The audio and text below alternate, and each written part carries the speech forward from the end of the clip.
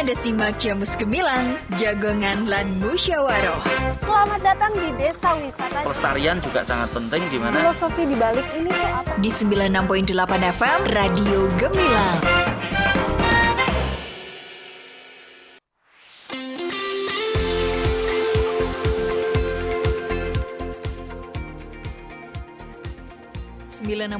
FM LPPL Radio Gemilang, jendela musik dan informasi.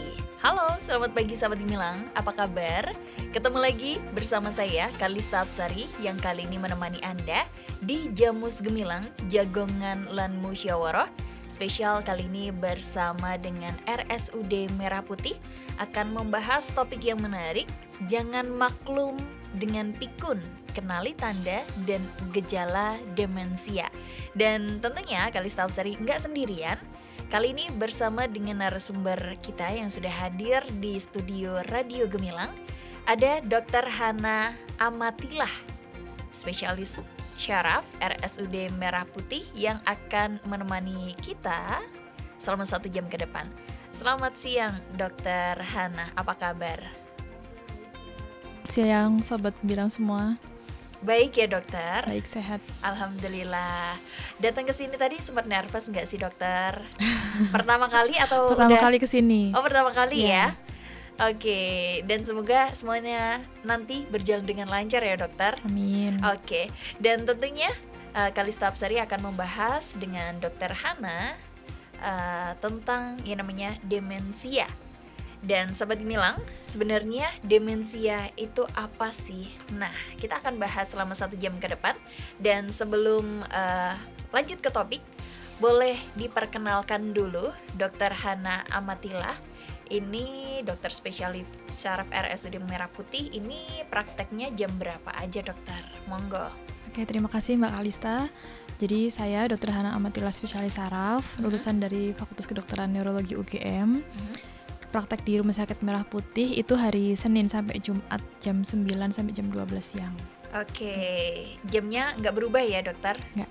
Jam Pagi. segitu terus ya? Ya. Oke, jangan lupa sahabat Gemilang, RSUD Merah Putih ini berada di Jalan Mungkidan nomor 6 Japunan, Danurjo, Kecamatan Mertoyudan, Kabupaten Magelang.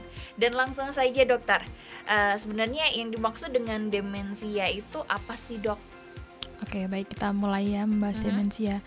Jadi kenapa kita mengangkat tema ini? Karena saya mendapati di klinik itu kayak sering terabaikan gitu Kak. Jadi banyak keluarga-keluarga pasien itu yang tidak menyadari bahwa sebetulnya pasien itu sudah masuk ke demensia dan seharusnya sudah dibawa ke dokter untuk mendapatkan penanganan yang tepat. Jadi demensia itu sebetulnya adalah suatu sindrom atau sekumpulan gejala yang dicirikan dengan adanya penurunan fungsi luhur. Nah, fungsi luhur itu apa? Jadi fungsi luhur itu adalah fungsi yang membedakan kita dengan makhluk-makhluk lain. Jadi kita bisa berpikir, kita bisa mengambil keputusan, bisa mengingat memori, bisa berbahasa. Nah, pada pasien dengan demensia itu semua menurun gitu. Jadi pasiennya jadi kesulitan mengungkapkan apa yang ia inginkan, kesulitan berbahasa. Kemudian juga bisa ada gangguan emosi karena tidak bisa menyampaikan tadi.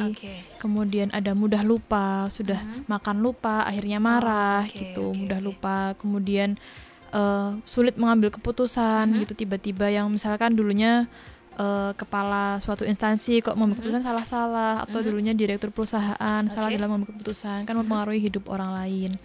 Kemudian juga gangguan berhitung, bisa juga, jadi bisa dulunya pandai menghitung kok jadi salah-salah. Misalkan pedagang dulunya bisa menghitung dengan baik jadi keliru-keliru gitu. Jadi intinya itu sekumpulan gejala dengan penurunan fungsi luhur yang kemudian akan mengganggu kualitas hidup pasien. Pada awalnya kualitas hidup pasien terganggu, tapi nanti lama-kelamaan juga akan menjadi beban atau merepotkan bagi pengasuh atau penjaganya atau caregiver. Makanya kita harus betul-betul kenali dari awal supaya bisa segera ditangani. Jika segera ditangani akan memperlambat progresivitasnya, sehingga nanti memudahkan juga bagi yang satu rumah caregivernya untuk merawat pasien tersebut. Gitu. Nah topik hari ini kan jangan maklum dengan pikun seperti itu. Yang maksud dengan jangan maklum itu seperti apa sih dalam kacamata Dokter Hana sendiri seperti itu? Ya, jadi sering juga kita jumpai di klinik pasien diantar oleh keluarganya, kemudian keluarganya ini kan udah tua dok, udah wajar pikun-pikun gitu. Nah pikun itu sebetulnya harus dicari tahu dulu nih derajatnya seberapa, kemudian sudah masuk ke demensia belum. Jadi sebelum demensia itu ada yang disebut kita bilangnya mild cognitive impairment, jadi gangguan memori tapi masih ringan. Nah itu adalah sebelum demensia. Nah saat itu juga sebetulnya sudah bisa tuh kita berikan intervensi, kita terapi supaya tidak jatuh ke demensia. Nah kalau sudah jatuh ke demensia itu akan mengalami penurunan yang semakin progresif. Jadi ada namanya kita menua tuh memang kita ada penurunan fungsi tapi ada nilai normalnya, menurunnya itu seberapa. Nah kalau menurunnya itu terlalu progresif dan sampai mengganggu kualitas hidup pasien itu masuk ke demensia. Apalagi mengganggu aktivitas sehari-hari, jadi pasiennya tidak bisa mandiri. Akhirnya kan bergantung dengan caregiver atau yang satu rumah pengasuhnya gitu. Nah tujuan kita mengenali ini lebih awal supaya jangan sampai terjadi ke fase itu karena akan kasihan di pasien penderitanya, kasihan juga di keluarganya gitu. Oh gitu. Jadi ketika udah ada tanda-tanda awal, itu bisa dicegah ataukah bisa untuk hanya mengurangi resiko saja ini dokter? Kalau masih mild cognitive impairment kita bisa cegah jangan sampai masuk ke demensia dengan intervensi farmakologi ya, kemudian stimulasi kognitif, kita juga edukasikan apa-apa yang perlu dilakukan oleh pasien untuk stimulasi kognitif supaya tidak semakin turun fungsi kognitifnya. Karena demensia itu juga ada yang bisa dicegah juga gitu. Kemudian kita cari tahu faktor resikonya juga. Faktor resiko itu yang membuat pasien lebih rentan ke demensia. Nah nanti kita bahas mungkin ya di berikutnya faktor resikonya apa saja supaya nggak jatuh ke demensia. Kalau sudah jatuh ke demensia itu sudah tidak bisa disembuhkan, tapi bisa diperlambat progresivitasnya gitu. Karena demensia itu dia semakin progresif, semakin memberat. Jadi kita hanya bisa mencegah supaya progresifnya tidak semakin cepat, jadi lebih lambat gitu. Nah, untuk penderita demensia seperti ini, apakah dari usia muda itu sudah muncul tanda-tanda atau hanya di orang tua saja? Nah, demensia itu kan tadi kumpulan gejala. Nah, nama penyebabnya itu ada macam-macam. Jadi yang paling banyak itu demensia Alzheimer, sekitar 60%. Nah, itu biasanya pada usia tua memang, biasanya di atas 60 tahun. Nah, yang terbanyak berikutnya itu demensia vaskular. Vaskular itu dia penyebabnya karena ada gangguan pada pembuluh darah otak. Gitu misalnya pada pasien dengan hipertensi, pasien dengan sakit jantung, pasien dengan stroke. Nah masalahnya sekarang pasien dengan stroke, hipertensi dan penyakit jantung itu semakin muda usianya. Gitu. Nah jadi akhirnya demensia vaskular juga akhirnya ikut juga usianya jadi semakin muda gitu. Dulunya memang usia tua tapi karena penyakit-penyakit vaskular tuh sekarang prevalensinya pada orang yang semakin muda, jadi resiko juga pada usia yang muda juga bisa ditemui gitu. Yang dengan faktor resiko vaskular tadi. Terlebih jika ada diabetes misalnya, kemudian obesitas, kemudian obstructive sleep apnea atau mungkin awamnya kita bilang tidurnya mengorok gitu. Nah itu lebih beresiko. Apakah cedera kepala seperti jatuh yang kepala jatuh ke tanah atau ke aspal seperti itu juga menjadi faktor resiko dokter? Nah itu ada penelitian yang saya baca itu memang pada pasien dengan cedera kepala riwayatnya terutama pada early atau pada awal usia kehidupan sampai usia pertengahan ya sekitar 20 tahun ke bawah, 30 tahun ke bawah itu beresiko 2-4 kali lebih beresiko menjadi demensia gitu dibanding pada populasi normal yang tidak pernah mengalami cedera kepala. Tapi cedera kepalanya itu tentu yang berat ya, yang sampai mengalami penurunan kesadaran itu lebih beresiko. Tapi kalau cedera kepala ringan itu di penelitian tidak, tapi yang cedera kepalanya sampai penurunan kesadaran yang berat gitu. Jadi itu ada faktor penyebabnya juga ya dokter? Faktor resiko. Nah, kalau diagnosis demensia ini sendiri seperti apa sih dokter? Kalau ada pasien datang ke kita ke klinik, bisa kita lakukan tanya jawab dulu, terutama dengan keluarganya, karena kadang pasiennya sendiri tuh sulit ditanya. Jadi kita tanya riwayatnya seperti apa, kita tarik mundur 1 tahun ke belakang, 3 tahun ke belakang tuh seperti apa. Kemudian dari situ kita bisa lihat progresivitasnya seberapa. Nanti dari situ kita tanya juga faktor resiko apa yang kira-kira bisa mengarahkan ke demensianya gitu. Setelah itu kita bisa lakukan pemeriksaan fisik neurologi, kita periksa sarafnya dengan pemeriksaan fisik, kemudian jika perlu kita lakukan pemeriksaan penunjang. Pemeriksaan penunjang bisa laboratorium, tadi mencari tahu faktor risiko vaskular, kemudian pemeriksaan MRI ya idealnya, tapi jika tidak ada MRI, CT scan juga bisa untuk melihat gambaran dari otak pasien. Kemudian juga pemeriksaan penunjang lain seperti rekam otak jika perlu. Dan ada sebenarnya screening tool sendiri sih yang kita lakukan di klinik seperti MSE, kemudian INA-AD8, MOCA-INA, itu nanti dari dokter yang menentukan screening apa yang untuk melihat seberapa derajat dari demensianya ya, ringan, sedang atau berat gitu. Nah dokter, mengobati pikun itu sebenarnya tujuannya apa sih dok?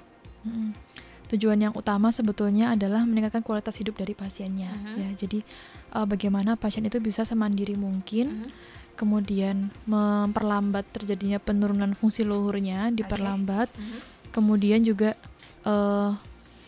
menjaga fungsi luhur yang saat ini masih ada supaya tidak ikut menurun, dan terutama untuk keluarga juga kita lakukan konseling juga, karena yang pada pasien demensia ini yang perlu diobati itu bukan cuma pasiennya tapi keluarga juga harus dijelaskan, karena kadang sering terjadi kesalahpahaman antara keluarga dengan pasiennya, karena pasien tidak bisa mengungkapkan apa yang dia inginkan, keluarga juga mungkin bisa jadi karena pasiennya tidak bisa mengungkapkan jadi kurang sabar juga, jadi akhirnya timbul stres psikologis juga di keluarganya. Jadi keluarga juga kita berikan konseling juga, harus membantu juga seperti itu ya dokter.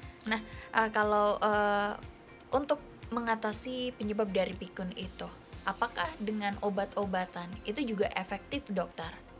Tadi seperti saya jelaskan ya, jadi untuk kalau sudah masuk ke demensia itu sudah tidak bisa disembuhkan, hanya bisa dicegah supaya tidak semakin memberat, karena dia kan progresif sifatnya gitu. Jadi kalau sudah demensia memang kita akan jelaskan kepada keluarga pasien ini perawatannya akan lama, kemudian apa-apa saja yang harus dilakukan. Nanti ada nih tips-tipsnya untuk pasien keluarga yang merawat pasien dengan demensia ya gitu. Kita jelaskan kepada pasien, kita jelaskan kepada keluarga supaya mereka juga bisa nih membuat supaya pasiennya juga nyaman, dari keluarga juga nyaman gitu. Karena obat-obatan itu sifatnya ya tadi hanya untuk mengurangi progresivitas tapi tidak bisa mengobati gitu. Jadi harus ada peran keluarga juga untuk mengatasi yang namanya penyakit pikun atau demensia ini sendiri ya dokter. Waduh dokter, kita sejenak break dulu dokter, sembari menunggu sahabat Gemilang juga yang mungkin mempunyai pertanyaan seputar dengan demensia ini sendiri. Dan untuk Anda sahabat Gemilang, jangan lupa siaran Radio Gemilang bisa Anda simak secara live streaming di gemilangfm.id. Dan buat Anda yang pengen bertanya-tanya seputar gejala dari demensia ini sendiri, Kalista Hapsari masih membuka kesempatan buat join di line WA 081578968968. Kita akan kembali saat lagi, so pastikan Anda tetap gabung di Radio Gemilang, Jendela Musik dan Informasi. Dengerin, kata siapa? Akses ke RSUD Merah Putih itu sulit? Gampang kok. Saat ini RSUD Merah Putih Kabupaten Magelang lebih berinovasi. Dapatkan akses lebih mudah dengan klik MP, yaitu klik s.id/RSUD MP pada website. Anda akan mendapatkan informasi tentang RSUD Merah Putih, di antaranya pelayanan online berupa pendaftaran online, mengetahui jadwal dokter spesialis, mengetahui nomor-nomor telepon penting, dan customer service. Nah, spesial nih bagi Anda pasien rawat jalan RSUD Merah Putih Kabupaten Magelang, nikmati fasilitas pengantaran obat gratis yang lebih nyaman karena obat diantar sampai ke rumah tanpa dipungut biaya. Jadi jangan salah loh, loket layanan antar obat terdapat di lantai 2 dan untuk informasi lengkapnya Anda bisa menghubungi 0293 320 265. Tuh kan, akses ke RSUD Merah Putih sudah jauh lebih mudah. RSUD Merah Putih melayani dengan cinta. Iklan layanan masyarakat ini dipersembahkan oleh RSUD Merah Putih Kabupaten Magelang dan didukung oleh LPPL Radio Gemilang.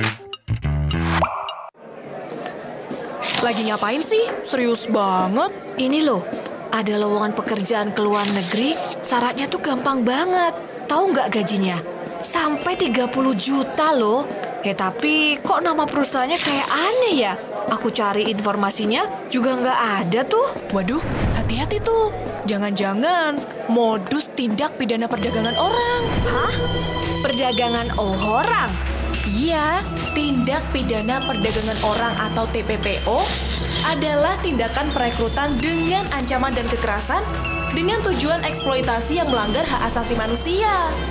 Modus yang digunakan juga beragam loh, mulai dari penipuan online, iming-iming gaji tinggi, tawaran beasiswa, sampai modus pernikahan. Waduh, bahaya banget ya. Nah, tapi ada beberapa tips nih yang bisa dilakukan untuk terhindar dari TPPO. Yang pertama, mencurigai lowongan kerja yang disebarkan akun pribadi. Terus yang kedua, kamu bisa tuh mengecek legalitas dan alamat perusahaan yang membuka lowongan kerja. Terus yang ketiga, mewaspadai iming-iming gaji tinggi dengan syarat mudah. Yang keempat, mempelajari hak dan kewajiban pekerja sebelum memutuskan mencari kerja di luar negeri. Nah, yang terakhir nih, kamu jangan takut buat lapor kepada pihak berwajib jika mencurigai adanya tindak yang mengarah pada perdagangan orang. Yuk bersama, kita awasi dan cegah tindak pidana perdagangan orang di sekitar kita. Pesan ini disampaikan oleh pemerintah Provinsi Jawa Tengah. Terdapat bagian yang disambung pada setiap lembar uang. Kedua, warna uang sambungan berbeda antara sisi satu dengan sisi lainnya. Ketiga, terlihat ada garis jahitan pada lembar uang mutilasi. Dan keempat, terdapat nomor seri yang berbeda pada bagian sisi. Uang mutilasi ini tentu tidak dapat dipergunakan untuk alat pembayaran, karena merupakan jenis modus penipuan. Nah, kenali ciri-cirinya dan tingkatkan waspada agar kita tidak mudah tertipu. Iklan layanan masyarakat ini dipersembahkan oleh pemerintah Provinsi Jawa Tengah. Hari ini mau ke Disduk Capil, terus ke Samsat, abis itu ke BPJS. Aduh, cukup nggak ya waktunya ini? Ih, kenapa sih kamu? Hari ini mau ngurus-ngurus berkas, harus ke kantor ini itu. Aduh, kayaknya waktunya nggak cukup, udah dikejar deadline ini. Daripada ribet-ribet bolak-balik ke kantor ini itu, mending ke Mall Pelayanan Publik Kabupaten Magelang aja. Mall? Ih, kok ke mall sih? Emang mau jalan-jalan? Ih, bukan mall itu kali. Mall Pelayanan Publik di mana kamu bisa ngurus berkas-berkas di berbagai layanan hanya cukup pindah gerai, gak perlu pindah-pindah kantor. Jadi, kamu menghemat waktu dan biaya perjalanan. Urus dan bayar ini itu di Mall Pelayanan Publik Kabupaten Magelang dengan booking terlebih dahulu dengan mengunduh aplikasi Magelang Smart Service di Play Store. Dengan MPP, pelayanan menjadi mudah, nyaman, dan cepat. Iklan layanan masyarakat ini dipersembahkan oleh Mall Pelayanan Publik Kabupaten Magelang dan didukung oleh Dinas Komunikasi dan Informatika Kabupaten Magelang. Kapolresta Magelang Cup 2024 proudly present.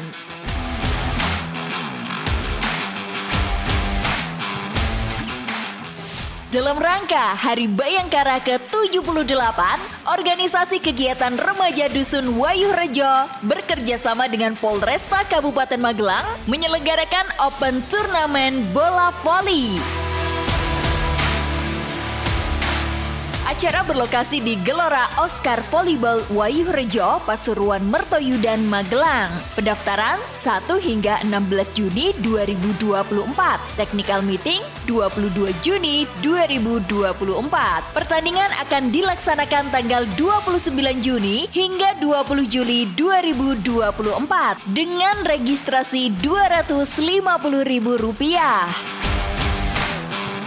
Kontak person Yunianti 081332137077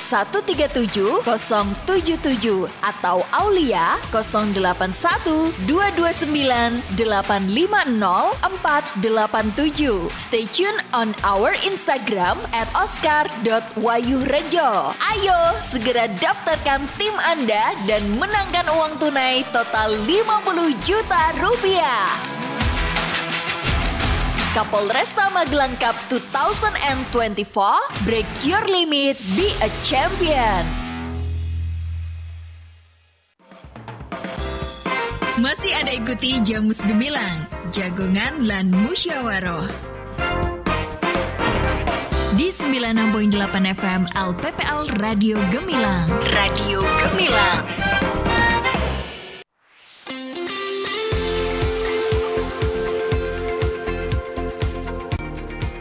96.8 FM LPPL Radio Gemilang, Jendela Musik dan Informasi. Oke sahabat Gemilang, Anda masih bersama saya Kalista Absari yang kali ini menemani Anda di Jamus Gemilang, Jagongan lan Musyawarah. Spesial kali ini bersama dengan RSUD Merah Putih, membahas topik yang menarik, jangan maklum dengan pikun, kendali tanda dan juga gejala demensia. Dan kali ini Kalista Absari juga masih bersama dengan narasumber kita hari ini, Dr. Hana Amatillah, spesialis syaraf RSUD Merah Putih.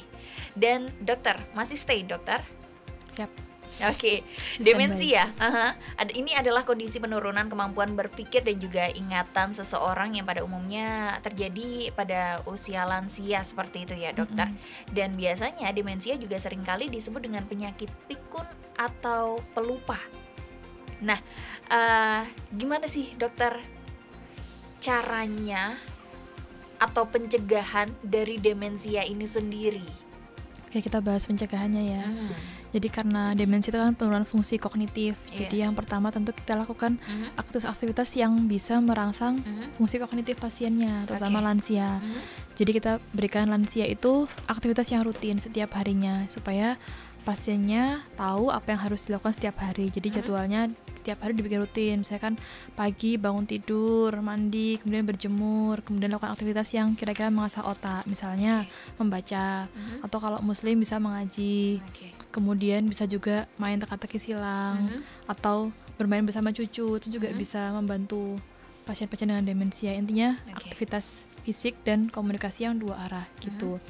Kemudian pada lansia juga bisa juga dilakukan pertemuan dengan sesama lansia, misalnya pengajian, itu juga bisa. Jadi ada penelitian di Bandung itu, lansia yang rutin bertemu dengan komunitasnya seminggu 2 kali itu lebih rendah resiko demensianya 2-4 kali dibandingkan dengan yang tidak bersosialisasi gitu. Makanya silaturahmi bagi lansia itu juga penting ya, berkumpulkan dengan sesama lansia-lansia gitu.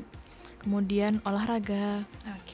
Olahraga itu kadang agak rancu ya, aktivitas fisik. Misalkan saya kan sudah nyapu rumah tuh masih olahraga bukan gitu. Nah, itu namanya aktivitas fisik. Jadi aktivitas fisik juga perlu dilakukan, tapi latihan fisik atau olahraga juga tetap dilakukan. Nah, pada lansia seperti apa? Pada lansia untuk aktivitas fisiknya itu bisa, kalau masih bisa berjalan ya, bisa menyapu, tadi bisa bermain dengan cucu, terus jalan-jalan di sekitar rumah kayak gitu. Kalau latihan fisiknya itu paling baik itu bisa seminggu 3 kali, durasinya sekitar 30 menit. Itu paling baik idealnya. Tapi kalau baru memulai, saya sarankan mulainya dengan intensitas yang rendah dulu selama 20-30 menit seminggu sekali dulu. Nanti dinaikkan bertahap. Jadi tidak langsung drastis gitu meningkatnya ya.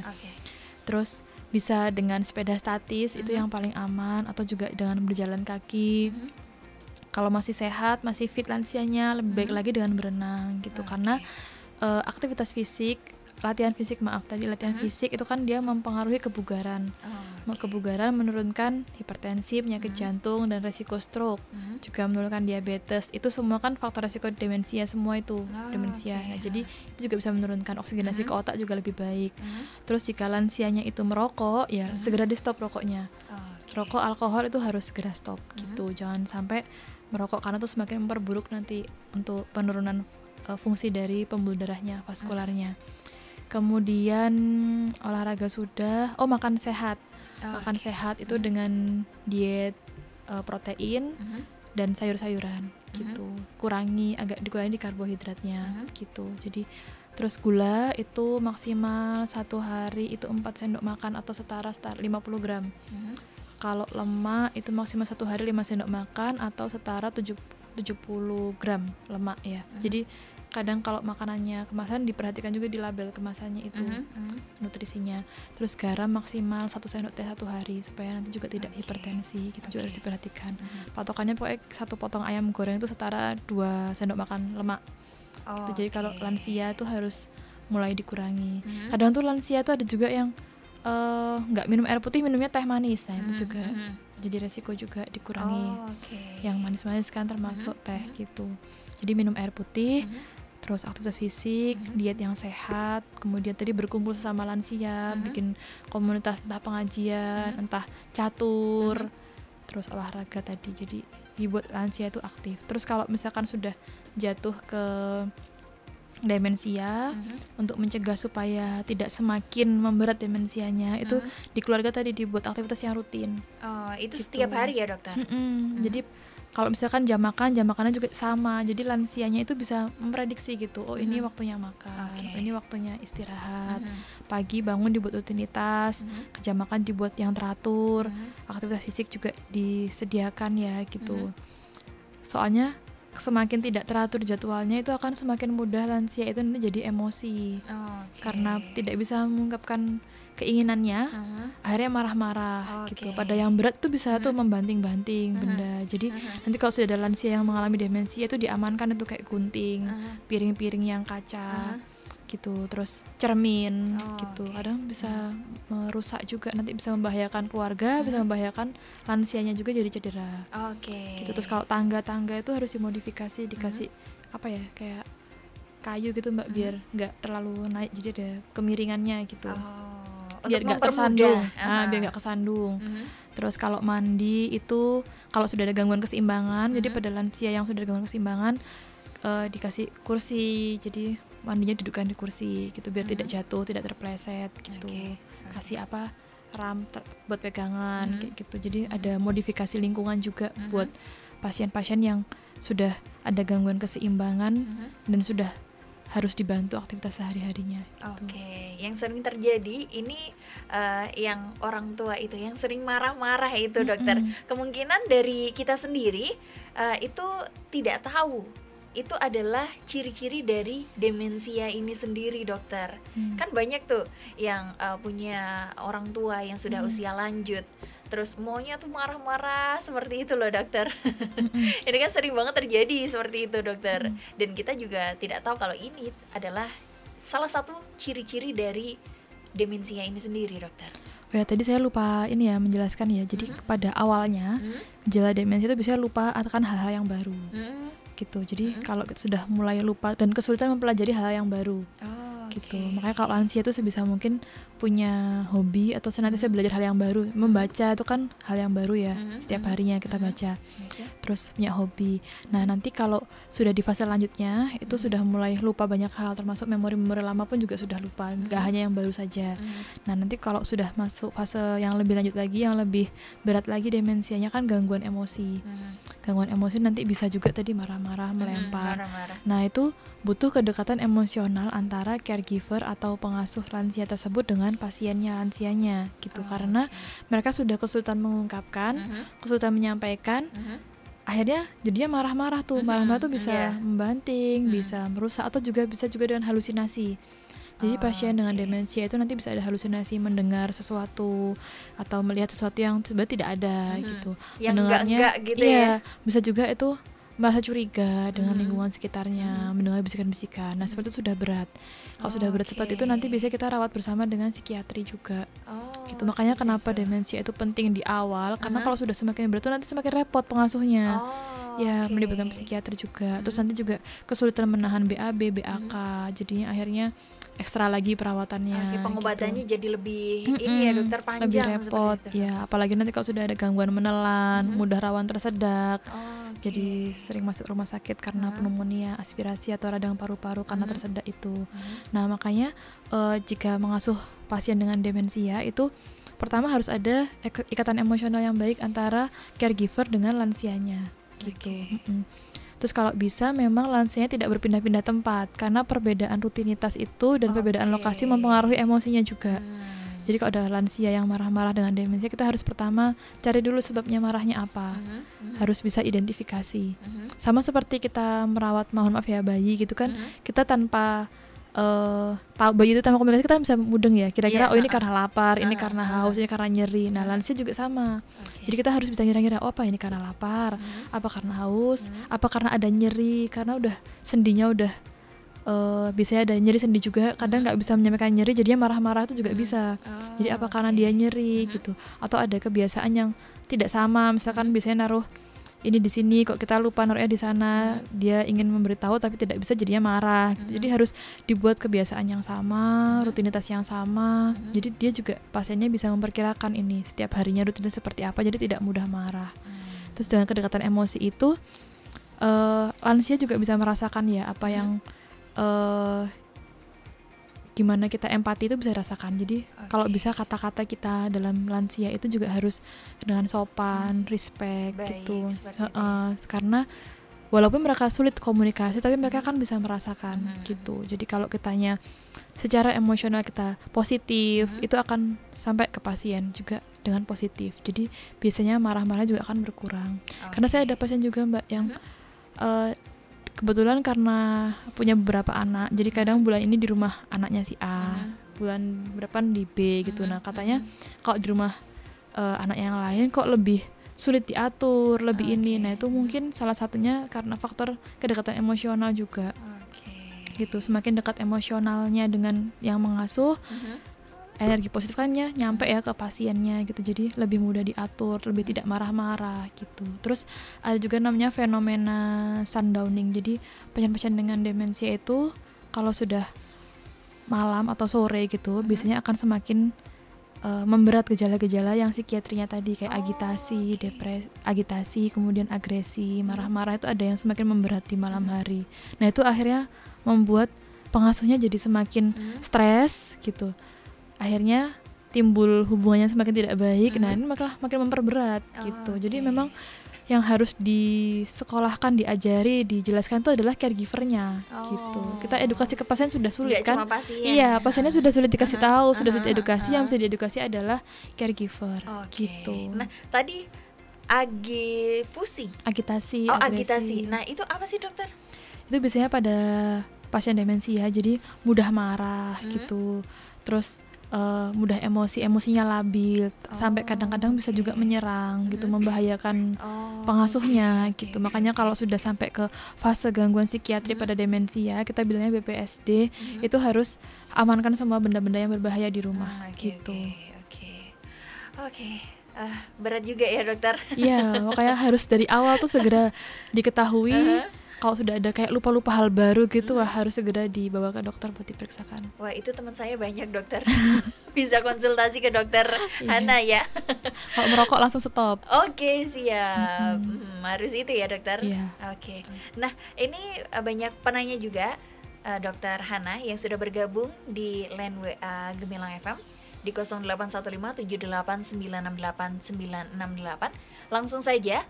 Ini dari Farah di Martoyudan. Dokter, demensia itu genetik bukan sih dok? Mertua saya ada demensia. Apakah ini bisa menurun juga di suami saya ataupun di anak-anak saya kemudian hari? Monggo dokter. Untuk demensia memang kalau ada keturunan memang lebih beresiko ya. Tapi bukan berarti terus pasti gitu. Pasti akan demensia anaknya, belum tentu. Jadi kembali lagi ke faktor tadi, apakah kita bisa menjaga kesehatan, menjaga makanan. Karena tua kita nanti itu adalah apa hasil yang kita tanam selama kita hidup selama ini. Jadi apakah tua kita nanti sehat, yaitu karena gaya hidup sehat yang kita tanam bertahun-tahun sebelumnya gitu. Jadi memang lebih beresiko tapi bisa dicegah. Bisa dicegah. Mulai dari sekarang ya dokter. Iya betul. Oke. Semoga bisa menjawab pertanyaan dari Mbak Farah yang ada di Martoyudan. Kita lanjut lagi dari Mbak Purwanti di Borobudur. Bu dokter, apa sih perbedaan Alzheimer dan juga demensia? Apakah demensia ini bisa sembuh total? Terus bagaimana faktor lingkungan berpengaruh kepada penderita demensia ini? Oke, jadi kalau untuk demensia itu kayak payung besarnya. jadi kayak payung besarnya. Di bawahnya tuh ada penyebab-penyebabnya. Salah satunya Alzheimer gitu. Jadi tidak semua demensia itu Alzheimer, bisa juga demensia yang lain. Misalkan demensia vaskuler tadi, demensia campuran Alzheimer dan vaskuler, kemudian demensia Lewy body, ada juga demensia pada Parkinson disease. Jadi demensia itu banyak gitu. Ada demensia pugilistika juga ada. Jadi demensia itu banyak, salah satunya adalah demensia Alzheimer gitu. Terus apakah tadi bisa disembuhkan ya? Kalau untuk demensia Alzheimer dan secara umum demensia lainnya juga ya, itu kronis progresif. Jadi penyakitnya tidak bisa disembuhkan, hanya bisa dicegah supaya tidak semakin memburuk. Tapi perburukan itu tidak bisa dikembalikan ke yang normalnya. Gitu. Jadi kita hanya bisa mencegah supaya nggak semakin berat. Dokter, Alzheimer ini apakah juga penyakit menurun? Genetik ada faktor resiko, tapi kembali lagi tidak semua orang tua dengan demensia Alzheimer anaknya pasti. Jadi tergantung lagi apakah ada gaya hidupnya gitu. Kalau pada demensia Alzheimer itu kan sebetulnya di otak tuh ada namanya protein abnormal yang menyebabkan dia jadi demensia Alzheimer. Nah itu bisa dicegah dengan tadi gaya hidup yang sehat. Semoga bisa menjawab pertanyaan dari Mbak Purwanti yang ada di Borobudur. Kita lanjut ke pertanyaan selanjutnya. Non-name ya dokter. Apa efek samping pada syaraf dari penggunaan obat nyeri yang rutin dikonsumsi ini dokter? Saran saya kalau memang ada nyeri itu sebaiknya konsultasi ke dokter ya gitu, karena obat nyeri itu kan ada beragam, ada beragam jenisnya dan pemilihannya itu disesuaikan dengan adakah komorbid pada pasiennya. Komorbid itu misalnya kan ada pasien jantung, tentu obat nyerinya beda dengan pasien yang tidak ada sakit jantung. Kemudian pasien dengan sakit ginjal, tentu juga obat nyerinya berbeda. Gitu. Ada pasien sakit lambung, obat nyerinya juga berbeda. Jadi saran saya jangan swamedikasi atau obati sendiri. Jadi konsultasi dengan dokter gitu. Kalau efek samping biasanya ke kardiovaskular tadi, jantung, kemudian lambung. Kemudian kalau pada pasien dengan gangguan ginjal tentu kita harus penyesuaian jenis obat apa yang bisa diberikan dan dosisnya juga berbeda gitu. Jadi kalau itu tetap perlu konsultasi. Oke dokter, kita break sebentar. Buat Anda sahabat Gemilang yang masih pengen bertanya seputar dengan gejala demensia ini, Kalista masih membuka kesempatan buat Anda yang pengen bergabung di 0815 78968 968. Kita akan kembali sesaat lagi, so pastikan Anda tetap gabung di Radio Gemilang, Jendela Musik dan Informasi. Biar bisnisku sukses, gimana ya caranya? Hayo, lagi ngapain sih? Kok bengong gitu? Aku lagi bingung nih, gimana ya caranya biar bisnisku tambah lancar? Udah, nggak usah bingung. Gampang kok. Kamu tinggal posting aja bisnis kamu ke aplikasi Jelajah Magelang. Tetanggaku nih udah post di aplikasi Jelajah Magelang dan omsetnya langsung meningkat. Yang bener. Oke deh, aku post sekarang ya. Aplikasi Jelajah Magelang merupakan salah satu aplikasi dari Dinas Komunikasi dan Informatika Kabupaten Magelang yang memfasilitasi dan juga menjadi rumah untuk para pelaku UMKM kreatif untuk mempromosikan produk dan lain sebagainya. Untuk menggunakan fitur di aplikasi Jelajah Magelang, tidak dikenakan biaya apapun. Ayo, bagi pelaku ekonomi kreatif, manfaatkan aplikasi Jelajah Magelang. Iklan layanan masyarakat ini dipersembahkan oleh Diskominfo Kabupaten Magelang dan 96.8 FM LPPL Radio Gemilang. Biar bisnisku sukses, gimana ya caranya? Hayo, lagi ngapain sih? Kok bengong gitu? Aku lagi bingung. Dengerin, kata siapa? Akses ke RSUD Merah Putih itu sulit? Gampang kok. Saat ini, RSUD Merah Putih Kabupaten Magelang lebih berinovasi. Dapatkan akses lebih mudah dengan klik MP, yaitu klik s.id/RSUD MP pada website. Anda akan mendapatkan informasi tentang RSUD Merah Putih, di antaranya pelayanan online berupa pendaftaran online, mengetahui jadwal dokter spesialis, mengetahui nomor-nomor telepon penting, dan customer service. Nah, spesial nih bagi Anda pasien rawat jalan RSUD Merah Putih Kabupaten Magelang, nikmati fasilitas pengantaran obat gratis yang lebih nyaman karena obat diantar sampai ke rumah tanpa dipungut biaya. Jadi jangan salah loh, loket layanan antar obat terdapat di lantai 2 dan untuk informasi lengkapnya Anda bisa menghubungi 0293 320 265.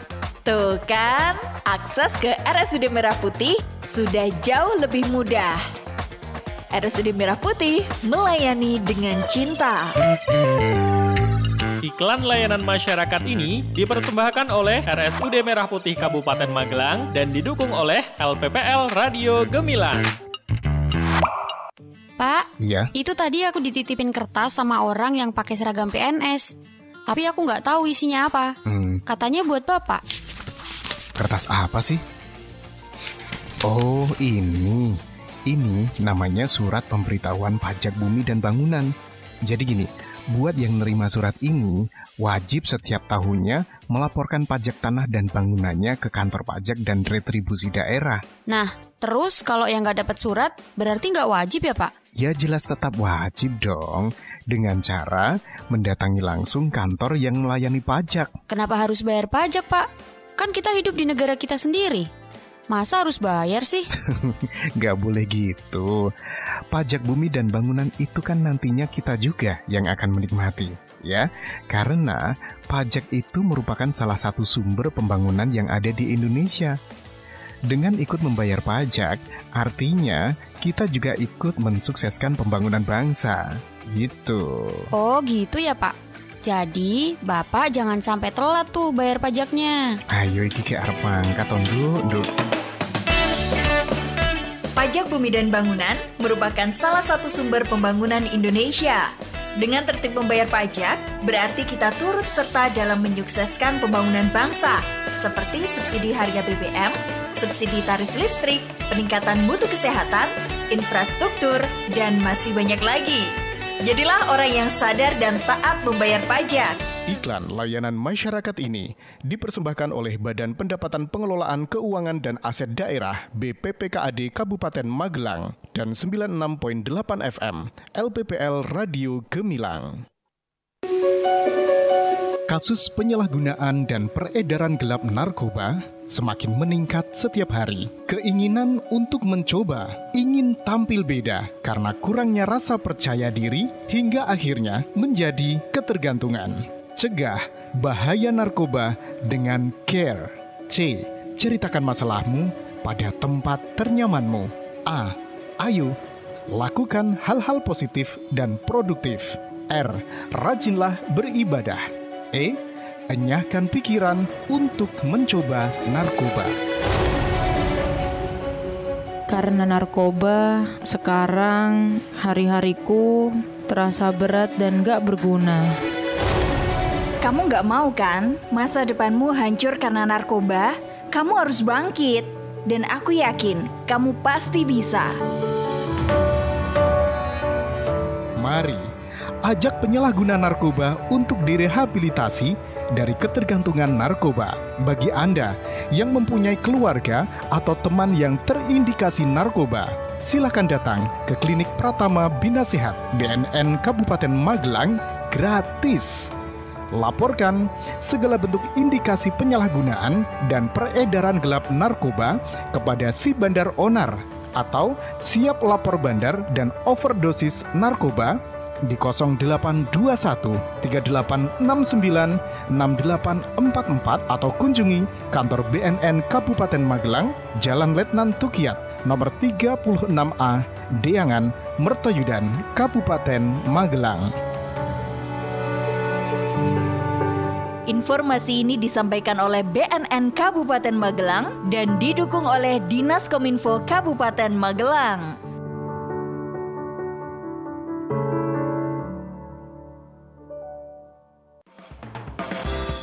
Masih ada ikuti Jamus Gemilang, Jagongan lan Musyawaroh. Di 96.8 FM LPPL Radio Gemilang. Radio Gemilang.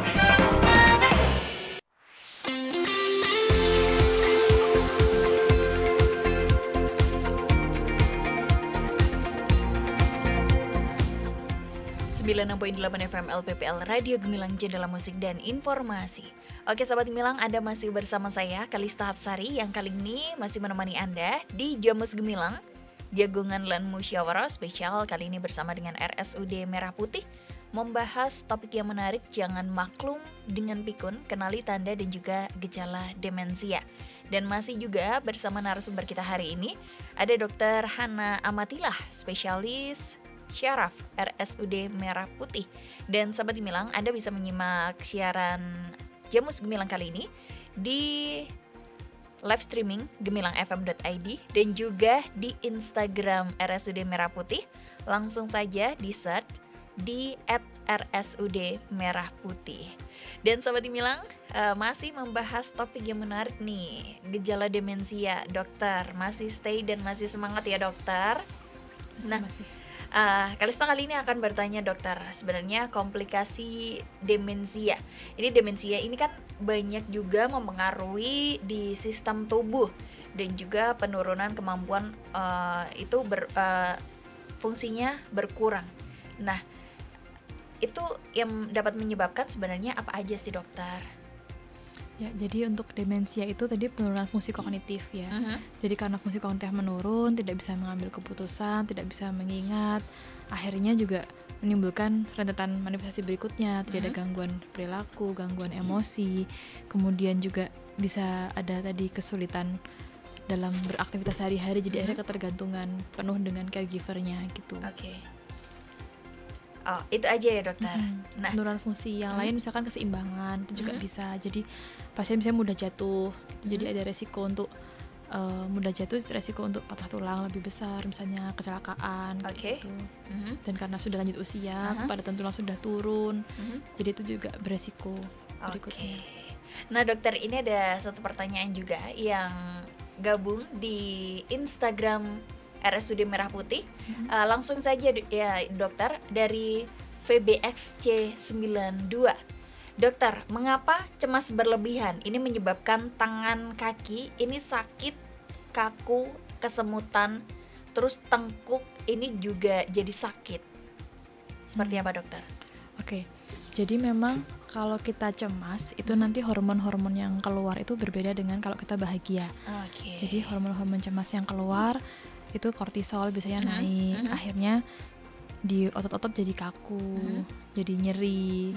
Nyerinya biasanya di beberapa tempat yang berbeda-beda gitu. Ada juga yang tadi misalkan karena cemas juga bisa jadi kesemutan gitu. Ya solusinya kalau seperti itu coba konsultasi dulu dengan dokter. Bisa dokter saraf dulu, nanti kalau memang kita curiga ada cemas, kita akan rujuk ke psikiatri untuk nanti ada psikoterapinya gitu. Satu lagi dokter, kapan harus ke dokter nih? Untuk pasien apa nih, demensia? Demensia atau demensia. Kalau untuk demensia, begitu kita ketahui orang yang kita asuh ya atau lansia yang bersama kita itu ada penurunan fungsi daya ingat, misalkan sudah lupa akan hal-hal yang baru, sulit mempelajari hal baru, biasanya bisa menghitung tiba-tiba jadi tidak bisa, ya sesegera mungkin langsung ke dokter. Nanti supaya kita cari tahu faktor resikonya, cek lab ya, apakah ada faktor resiko vaskular, kemudian kita lakukan pemeriksaan imaging, karena bisa juga demensia sebetulnya sekunder, misalnya kalau dari pemeriksaan fisik kita temukan ada kelainan, apakah ada tumor otak misalnya juga bisa. Atau ada stroke gitu. Oke, siap. Nah, untuk closing statement nih, harapannya dengan talk show ini juga, terus untuk sahabat Gemilang yang ada di rumah ini seperti apa dokter? Atau dari RSUD Merah Putih sendiri, apa ada promo-promo atau ada apa nih dokter? Boleh deh di-share sekarang juga. Numpang promosi berarti ya.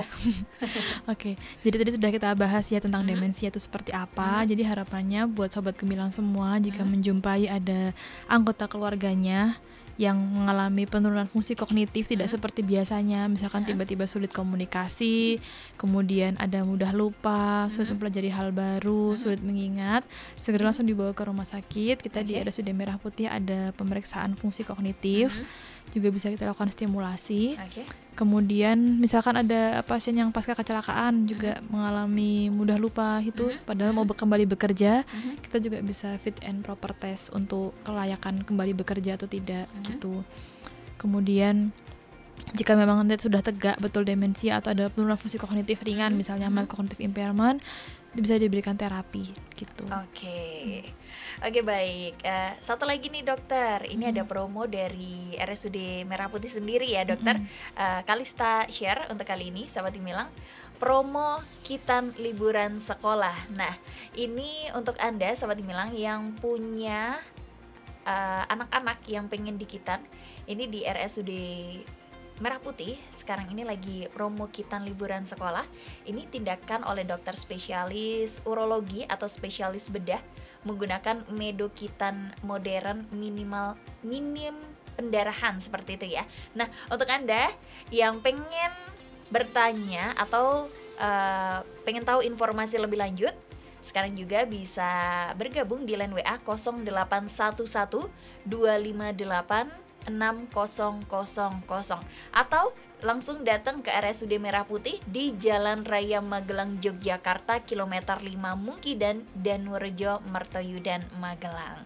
Oke, terima kasih Dr. Hana Amatilah, spesialis syaraf RSUD Merah Putih yang sudah menemani Kalista dan juga sahabat Gemilang semua selama 1 jam ke depan ini. Semoga Dr. Hana dan juga RSUD Merah Putih ini semakin sukses pastinya ya dokter. Amin. Terima kasih juga Mbak Kalista sudah diundang. Siap. Dan jangan lupa buat Anda para penderita mungkin demensia, langsung datang aja ke RSUD Merah Putih untuk berkonsultasi.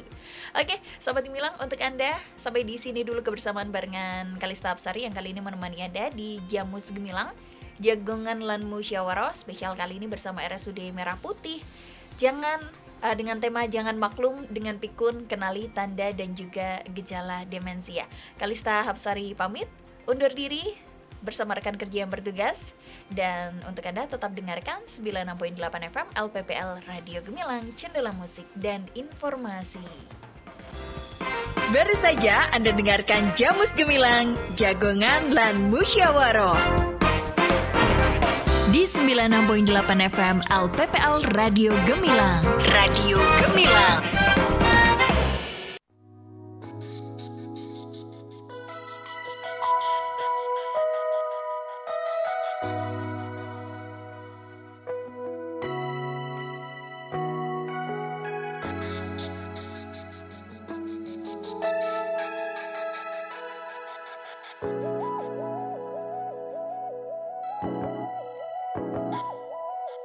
Engkau datang ketika aku jatuh bangun dan jatuh dalam langkah menyusuri kehidupanku yang kelam, dan hampir-hampir ku tak dapat melangkah lagi.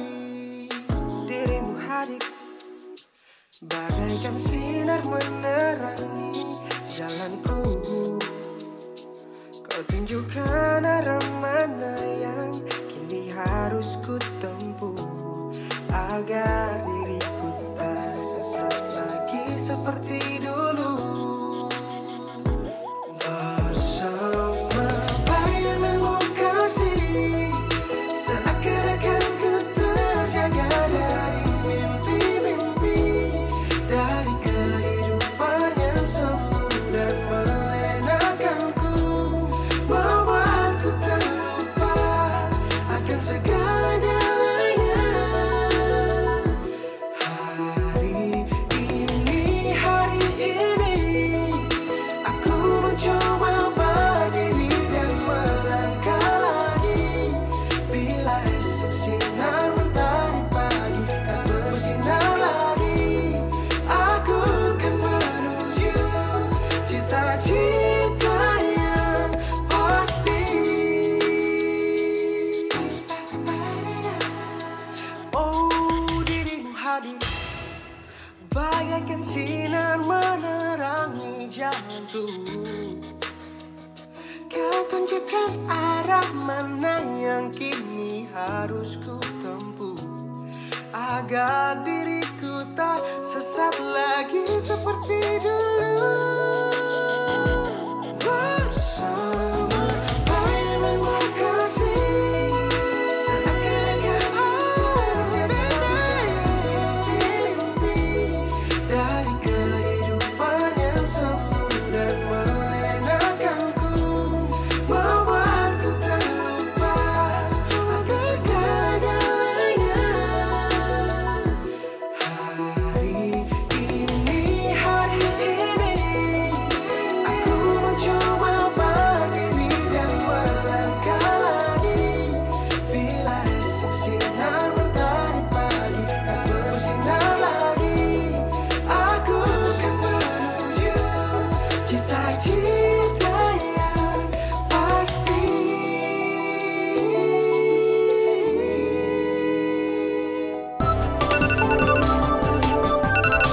tepat pukul 11 waktu Radio Gemilang.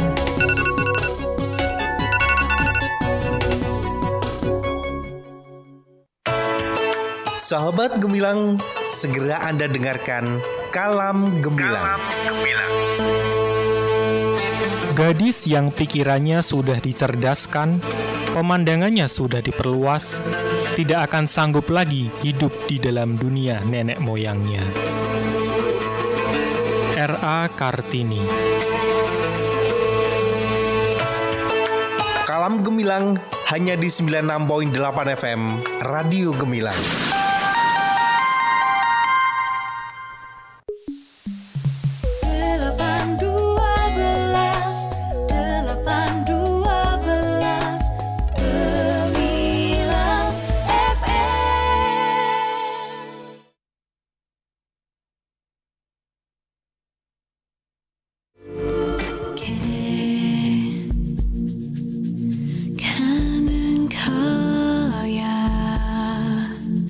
나를 믿어 내가 주는 느낌 그걸 믿는 거야 내겐 너무 아름다운 너의 밤을 지켜주겠어 우린 오늘 아무 일도 없겠지만 그대가 원한다면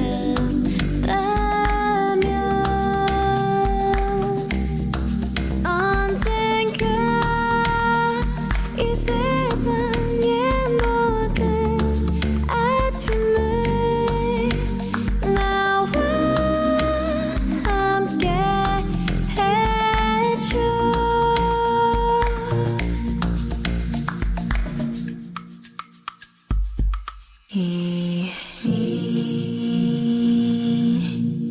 알고 있어 흔들리는 너의 눈에 담긴 두려움 우린 오늘 아무 일도 없겠지만 그대가 원한다면 언젠가 이 세상의 모든 아침을 나와 함께 해줘 다시 한번 자신 있게 말하지만 나를 믿고 있다면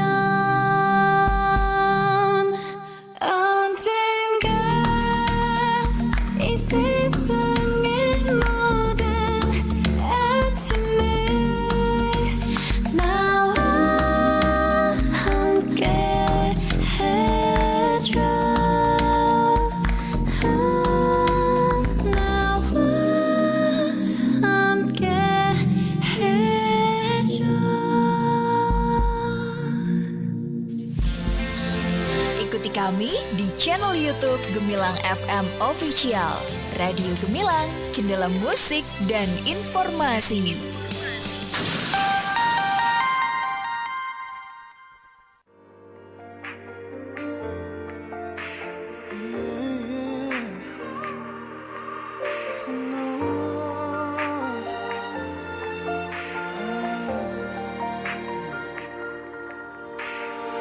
Inikah kisah cinta yang aku sesali?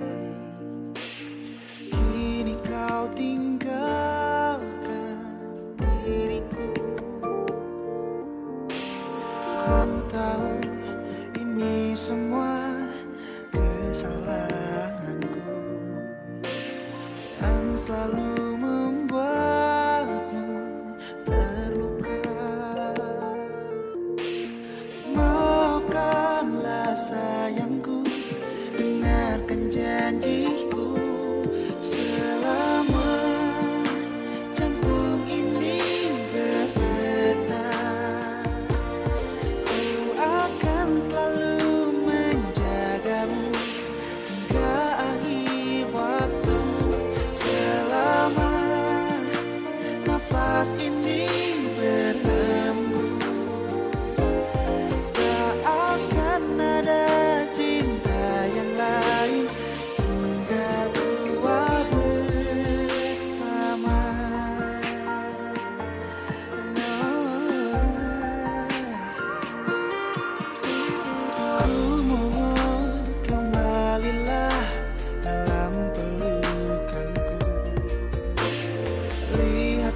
diriku tanpamu. Maafkanlah sayangku, dengarkan janjiku. Selama jantung ini berdetak, ku akan selalu menjagamu hingga akhir waktu. Selama nafas ini berhembus, tak akan ada cinta yang lain hingga tua bersama. Takkan mungkin tanpa cintamu yang begitu tulus mencintaiku.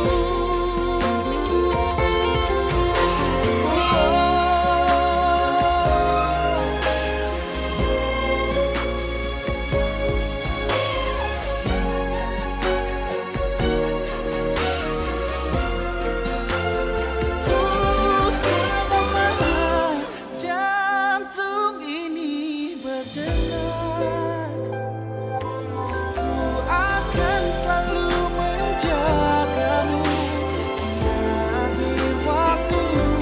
Selama nafas ini berhembus, tak akan ada cinta yang lain hingga tua bersama.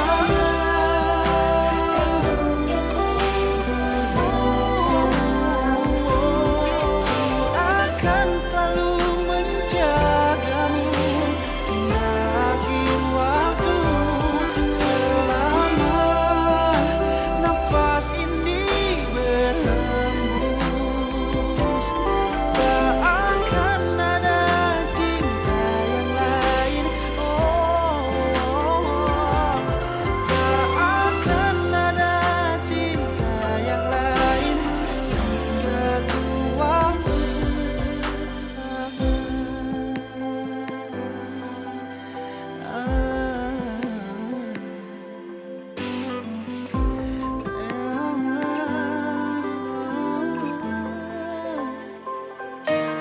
Mau berwisata di Magelang? Ada banyak tempat recommended nih. Ternyata jalan menuju Kahyangan ada di Sawangan Magelang loh guys. Namanya Gerbang Tol Kahyangan. Nggak tahu? Kalau wisata mata langit di pelataran Borobudur, tahu nggak? Nggak tahu juga. Terus nih, tahu nggak kalau wisata Magelang ada pesona alam ala Pantai Pasir Putih di pinggir Sungai Progo? Ih, nggak tahu juga. Download sekarang aplikasi Jelajah Magelang di Play Store. Kunjungi destinasi wisata dan UMKM anti mainstream di Magelang lewat aplikasi Jelajah Magelang. Let's go and jelajah Magelang. Iya, bagi Anda pelaku usaha mau promo gratis, tentu bisa. Upload produk Anda di Jelajah Magelang. Iklan layanan masyarakat ini dipersembahkan oleh Dinas Komunikasi dan Informatika Kabupaten Magelang. Duh, piye iki? Lu, ora ana abang ora ono ijo kok gembeng sampean. Nopo, Bu? Nopo? Cerita sama Bapak. Iki lho, Pak. Ibu dapat surat somasi. Loh, kok iso toh, Bu? Ibu dilaporkan pihak berwajib karena mencemarkan nama baik di medsos. Piye iki, Pak? Iyalah, Bu. Lain kali bijaklah dalam bermedsos. Nek koyo ngene iki keluarga juga toh yang susah. Media sosial adalah sebutan media online di mana para penggunanya bisa dengan mudah berpartisipasi atau berbagi dan menciptakan konten isi. Media sosial sendiri merupakan media online yang memberikan kemudahan bagi para penggunanya untuk melakukan interaksi sosial secara online. Masyarakat dapat berkomunikasi dan berbagi momen. Namun, dari berbagai kemudahan tersebut, tentunya juga harus diiringi dengan tetap bijak menggunakan media sosial. Karena medsosmu, harimaumu. Iklan layanan masyarakat ini dipersembahkan oleh 96.8 FM LPPL Radio Gemilang, Jendela Musik dan Informasi. 812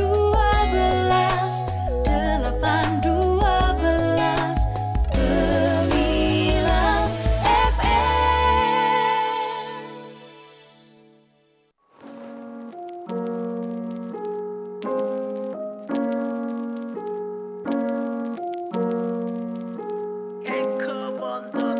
대체 뭔 말이 많아 너가 내 속을 알아 그냥 싫다면 떠나 넌 내 시간을 뺏어 필요 없다고 버려 그런 사람이라서 Yeah, I hope you understand what I'm saying Yeah, I hope you understand what I'm saying Yeah, I hope you understand what I'm saying Yeah, I hope you understand what I'm saying Yeah, 너 왜 자꾸 화내는 건데 I did nothing to you 그건 서운해 그래 맘은 문을 닫았네 시간에 무뎌지면 좋겠네 Just doing what you gotta do 몰라서 물어보니까 화내지 말고 내가 널 왜 미럼을 보고 한 발 뻔해 늦게 speak it up 발름 긁고 도망갈 거 알고 있으니 그냥 빨리 물러가 내려가지 않아 너도 내 속 모르면서 이해 바라고 있잖아 그러니 날 미워하지 마 나도 네 속 모르면서 벌써 판단하고 있잖아 대체 말이 많아 너가 내 속을 알아 그냥 싫다면 떠나 넌 내 시간을 뺏어 필요 없다고 버려 그런 사람이라